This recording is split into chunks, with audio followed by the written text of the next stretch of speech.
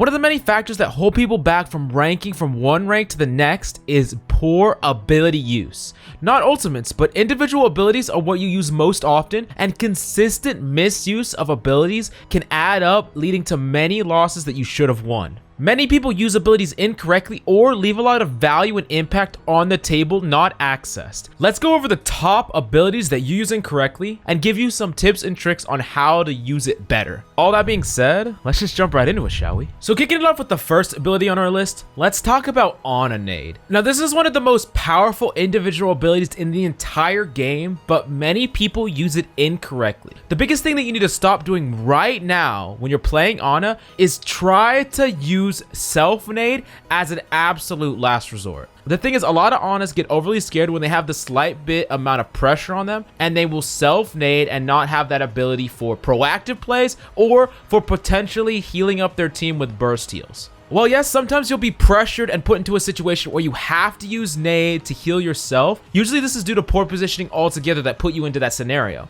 Try to play around natural cover using your long sight lines to be away from danger so that you do not have to use nade defensively, and instead you could be looking for those giant anti-nades on the enemy, or use your nade to burst up allies with an insane amount of healing that can give them tons of sustain in the mid fight. Right now in the Rhine v Rhine mirror, anti-nade is one of the fight enders, because if the enemy doesn't have bubble to cleanse the Rhine and you get a cheeky nade in at the Rhine while he's swinging in, you're just gonna win the fight instantly if he can't get cleansed. So you can understand this power level of anti-nade if you get it off aggressively, but if you just used it to heal yourself for only 20 damage, you're just tapping into almost no value that you could have gotten from the ability. Real quickly, if you're a fan of GameLeap content, we're in the process of expanding to Valorant and we would love your support. We're gonna be including all the in-depth guides and goodness that you get on this channel, but for Valorant. So if you want to check it out, head on over and smash the subscribe button. But don't worry, we're still going to be pumping out tons of content for this channel. I hope to see you there. Now moving on to the next ability on our list, we have Mei's Ice Block. Now Ice Block is an ability that many Meis use completely incorrectly, and I'm going to really break down why.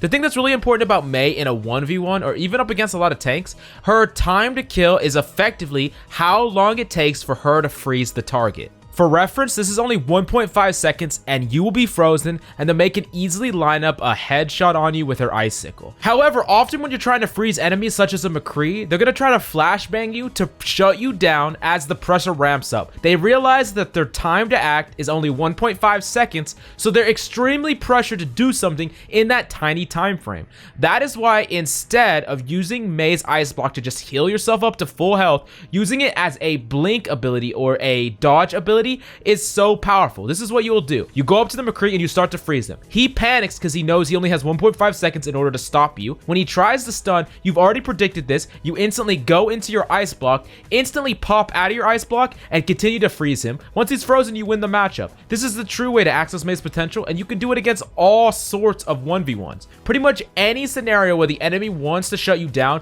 they will try to use abilities to shut you down because, like I said before, the 1.5 seconds is really not any time at all, and enemies know that they have very little time to act. The thing about Overwatch in general is as pressure ramps up, so does the enemy's need to act, so they're almost always going to panic use his abilities. Really use this to your advantage, and in the same way, Reaper can do this as well with his Wraith. We're going to transition to Reaper's Wraith right now because it's very similar. One thing that you could do on Reaper is you could put a lot of pressure into the enemy. Unlike the 1.5 seconds on Mei, it's similar time to kill if you're close to a target because Reaper bursts so fast, so enemies are also equally pressured. If you're right on top of a McCree, he's equally pressured to try to flashbang you to prevent you from killing him, and if you put pressure into him, fade or Wraith away from his danger, you could pop right out of Wraith, instantly kill him because he doesn't have his flashbang anymore. Now moving on to the next ability on our list, this is another support ability. This is Immortality Field. Now I'm not going to go too in depth with Immortality Field, but here's the thing that a lot of Baptistes do with Immortality Field that's 100% wrong.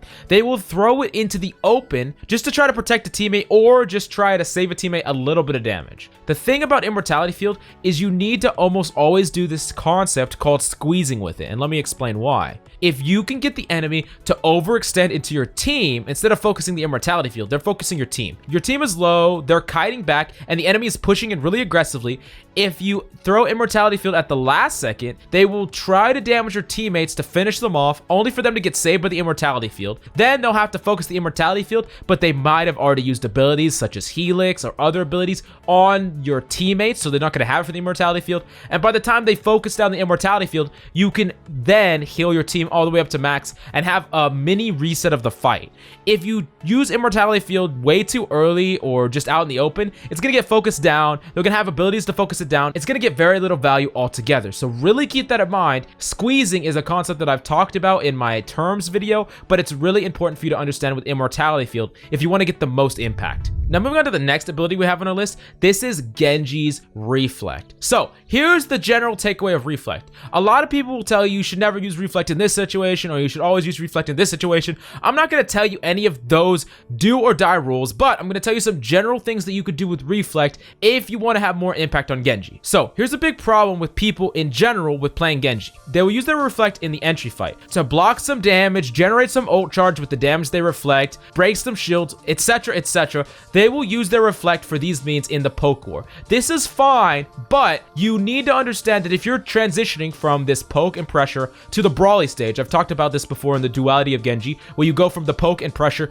to the diving in on an enemy. If you do not guarantee secure a kill and you do not have your Reflect, you have very little way to actually get out. Your Reflect is part of the way that you can actually get back to safety. It's part of your kit in general that can help you kind of be a little bit more aggressive with your dashes and your positioning. If you don't have it, you should really think hard before you go in. It's really important that you get this down. And this is something also common in general with people use Reflect before they blade. Reflecting before you blade is something that people use all the time. They'll be poking in the choke, they'll be waiting for their Ana to nano them, or they'll just reflect in the choke and then they'll dash up and then they won't have the Reflect for mid blade. Being able to animation cancel your Reflect with the dash and go into your blade is one of the best ways to lower the time frame where you can actually get punished on Genji. Definitely keep that in mind. Reflect is something that you can definitely use for other factors besides just saving it to go in. You can use it to get damage, you can use it to build ultimate charge, but really keep in mind that if it's not on cooldown, you might need to wait for it to get off cooldown before you go in again and before you try to make an aggressive play. Now moving on to the next ability on our list. This is a really big one. This is one that tons of people get wrong. This is Lucio Speed Boost, and it's not going to be really difficult for you to understand this concept, but you need to start implementing it right now. Something that a lot of Lucios will do is right when they get out of spawn, they'll speed boost. This is fine in situations where there's long chokes where you'll get your speed boost again before you get to the choke, but on a map like Hanamura, people will speed boost right out of spawn, you'll get to the choke, and then what? Usually you have to wait for your speed boost to go through the choke. You need that speed boost to go through the choke because that is the easiest way to actually push through and generate space. That's the best way you enable your team and especially your tank. But what will often happen in ranked is you'll use your speed boost out of spawn, and then your teammates will try to go in through the choke without having your speed, and they will often take tons of damage, and you'll have to use your next amp up to do heals, and then your team is just going to get picked off and die. And this all happened because you didn't just walk up to the choke, speed boost in as a team, and allow your team to rush into the point without taking that much transitional damage. This is really what Lucio thrives at, and it's something that a lot of people get wrong because they just use their speed boost right out of spawn without thinking about the implications. And sure, maybe you could use your speed boost right out of spawn, but if you're gonna do that and then you're gonna wait at choke just to speed boost finally, why didn't you just walk up to choke and then speed boost anyways? Because then you give yourself way less possibility to actually get picked. So it just really doesn't make sense, and it's something that a lot of Lucios get completely wrong. Now moving on to the next ability that people get wrong often, it's Sombra's hack. So something that a lot of Sombras will do for some reason is they will go into the backline, they will hack a support, they will do a little bit of damage to them, and they'll run away. The thing about Sombra is if you are playing her, especially in a solo ranked environment, you need to be hacking with a purpose. Think about what your hack does. What does your hack accomplish? If you hack a Zen, what is that going to really do to that Zen? Sure, he might not be able to discord you, but maybe if you would have just shot him in the first place, it would have been a lot easier for you to potentially kill him instead of hacking him. There's targets that you can hack with a purpose. Maybe your purpose is to generate ult charge, hacking the diva, farming her, hacking the hog so that he can't hook you. You could farm it for an EMP. These are really value targets. You could even try to set up a team fight win, something like hacking the enemy Ryan so your Ryan can shatter. These are really powerful things. Or even hacking a Genji that has blade and shutting him down so that he can't blade and win the fight. These are all really important things that you could be doing, but you need to be hacking hacking with an intent, if you're just hacking just to hack and you're not thinking about what that hack actually enables, then you're really not going to get that much value out of hack. It's something that a lot of people do really wrong. Now, let's move on to the next ability on our list, and this is Zarya Bubbles. This is something that Zaryas do really wrong, especially at the lower rank Zarya. The thing about bubbles that's really important is you need to really engage or disengage based on bubbles. You want to be going in aggressively when you have bubbles, and you want to be reeling back when you don't and poking from range with your right click. It's kind of like a wave of going in, backing up, going in, backing up. The only time that Zarya can really get punished is when she doesn't have her bubbles. So you really only want to be engaging when you have your bubbles, and you want to also be extremely vocal with your main tank. If you have a Reinhardt, you need to be telling him when to go in, when he can go in, and when you will bubble him. This is really important because it allows the Reinhardt to understand exactly when to swing in. It allows the Reinhardt to be aggressive and get you energy. This is something that's really important. I see way too many Zaryas in ranked that just won't say a word, or they're not even in comms. Like, you're only hurting yourself. Just talk to your Rein. He will listen to you most of the time, simply because he gets to be more aggressive and have more fun when he's getting constantly bubbled by you. So he's going to listen to what you're going to have to say. And also, as a secondary thing, really keep in mind when the enemy has an Ana, because you're not something like D.Va that can eat enemy nades. If you use bubble prematurely and your Rein swings in to the enemy and gets naded, you're not going to be able to cleanse it. So you need to be looking out for that. And that's why it's even more important that you time your bubbles with your Rein swinging in so that he's protected from things like nade. Now, moving on to the next ability on our list, we have Tracer's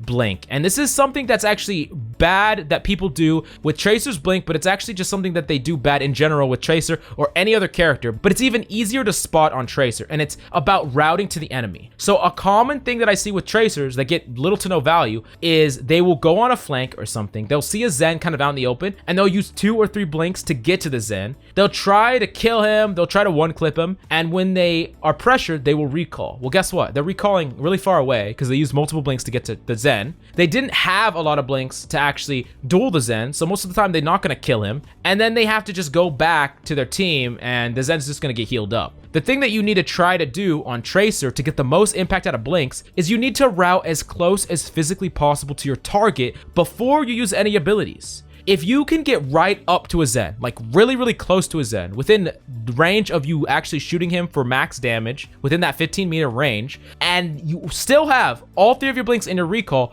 if you have decent tracking at all, it's almost impossible for that Zen to beat you unless he gets peel. Because you could do a little bit of damage and blink, and a little bit of damage and blink, and a little bit of damage and blink, and then you can recall, and then you're going to have more clip, and you're going to have full health. It's almost impossible for that Zen to beat you unless he's just like a god Zen. But if you triple blink over to him, you're either going to get forced out, you're going to use your recall extremely early, or you're just going to get killed by the Zen because you're trying so hard to kill him with no resources. This is how people constantly misuse abilities, and it's even more exemplified on Tracer. Instead of just routing to the enemy, you're using your blinks to bridge the gap, and then you're not getting any value out of your blinks besides speeding up you going in, but then you just have to retreat, so you're not getting actually any raw value on the table or no impact at all. Now, moving on to the next ability on our list, we have Orisa Pull. Here's the thing that you need to start doing on Orisa Pull right now. You need to be thinking about what your Orisa Pull actually accomplishes. If an enemy Rein is trying to push up on you, this is what will often happen if you're playing an Orisa composition. A Rein Zarya will try to push onto you aggressively. The best use of your Orisa Pull is actually often pulling the enemy directly back to stop their push, and you and your team spamming their shields as this happens. It prevents the engagement. It prevents the Rein from getting into his effective range. Another thing that you should often do with Orisa Pulls is call them. Try to set up scenarios where you get your pull into another form of CC.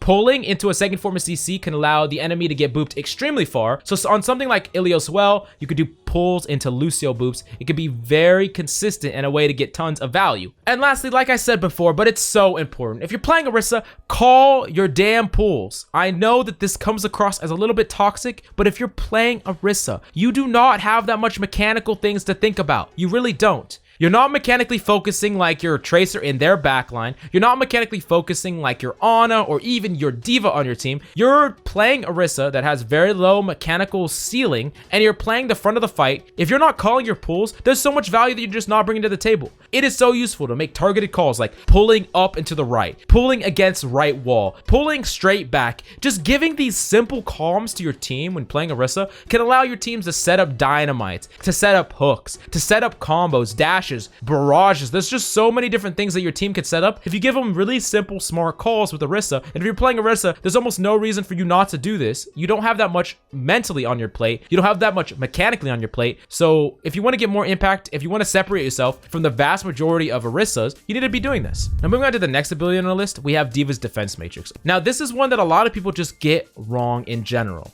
Now it is okay sometimes to eat spam in entry fights. If you don't want your Ryan to take a lot of damage, you don't want your Ryan to take a ton of damage, you can eat some spam, but it's always good to save a certain amount of DM for these exact scenarios. So let me break them down. The biggest two examples of when you should use DM is one, to eat game-winning powerful cooldowns. Things like Nade, things like Mora Orb, things like Dynamite. These are abilities that you could just eat very quickly and it just shuts the enemy value down. If the enemy throws a Mora Orb into your team or if the enemy throws like a Nade, you can eat that, shut it down. That's a very powerful thing to do and you should be really actively looking out for it because you know the enemy's going to be looking for it. And it's a lot easier to eat these things if you're paying attention to the enemy trying to do these kind of things. And then the second thing that you should be using Defense Matrix for is peeling. Even up against something like a Doomfist, where a lot of his damage is through melee, if he tries to Seismic Slam uppercut one of your allies, his follow-up is with his weapon. If you DM your Ana, you can save her. If you DM your Zen, you can save him. There's a lot of different scenarios where your DM can give your team just that tiny window of time to peel and save an ally. That is why DM is so powerful. That is why D.Va is so powerful, because she's one of the best peelers in the entire game. Her and Lucio are actually the best peelers in the entire game. So she is actually probably the best peeler in the entire game. So the thing that you need to understand is you need to either be peeling or eating powerful, impactful abilities. That is the way that you have insane value on D.Va, and you need to be thinking about those things, and you don't want to just use your DM in the mid fight or in the early fights and not have any DM to accomplish these two things. Now last but not least, let's talk about the final ability that you need to master and you need to use correctly, because a lot of people get it wrong and I don't want you to be one of those people, and it's Mora's orbs. So the thing about Mora is people love to throw out damage orbs. They love to just throw it across the map and try to get as much value with it as possible. They like to do damage, they like to do this and that. Here's the thing about the damage orb in general.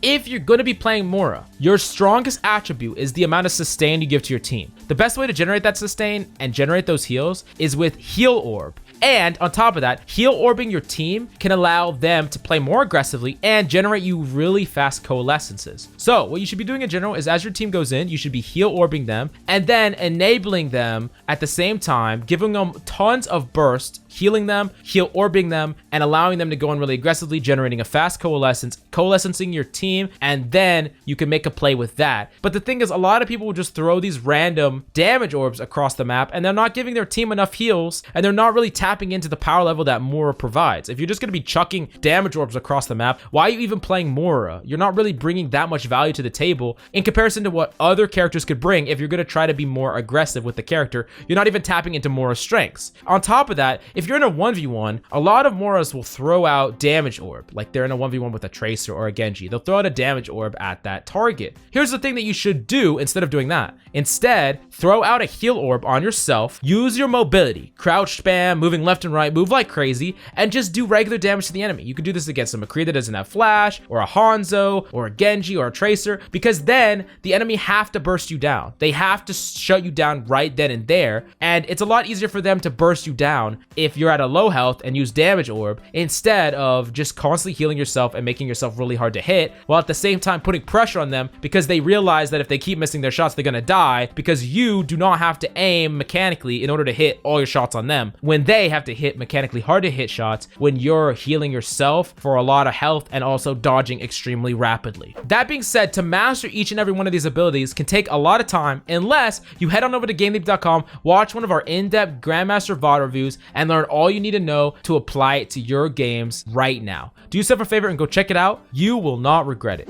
Anyways, that's all I have for you today. Any questions, please leave them in the comments down below. If you have any video ideas you want to see, I would definitely love to make it. Just let me know. Hit me up in the Discord or in the comments down below. That's all I have for you today. I'm Coach Mills, and until next time,